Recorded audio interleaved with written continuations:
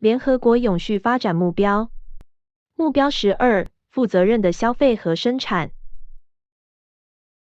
具体目标 10.1 各国在照顾发展中国家发展水平和能力的基础上，落实可持续消费和生产模式10年方案框架，发达国家在此方面要做出表率。10.2 到2030年，实现自然资源的可持续管理和高效利用。10.3 到2030年，将零售和消费环节的全球人均粮食浪费减半，减少生产和供应环节的粮食损失，包括收获后的损失。10.4 到2020年，根据商定的国际框架，实现化学品和所有废物在整个存在周期的无害环境管理。10.5 到2030年，通过预防、减排、回收和再利用，大幅减少废物的产生。10.6 鼓励各个公司，特别是大公司和跨国公司，采用可持续的做法，并将可持续性信息纳入各自报告周期。10.7 根据国家政策和优先事项，推行可持续的公共采购做法。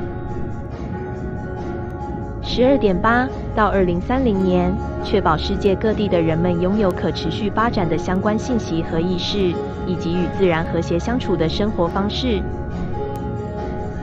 12.A 支持发展中国家加强科学和技术能力，采用更可持续的生产和消费模式。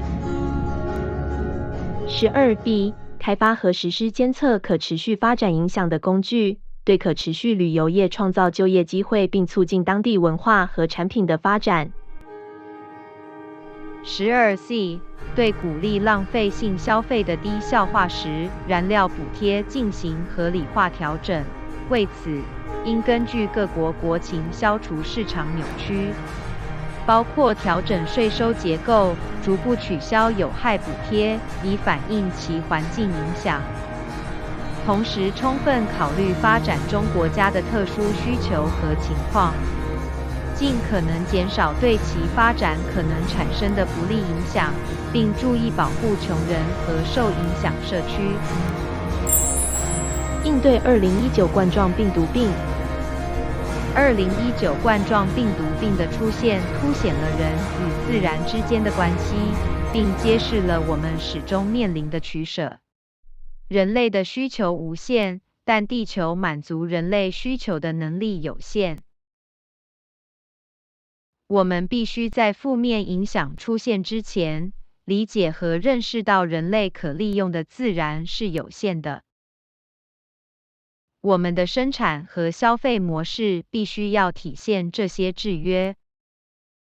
2019冠状病毒病可以成为社会变革的催化剂。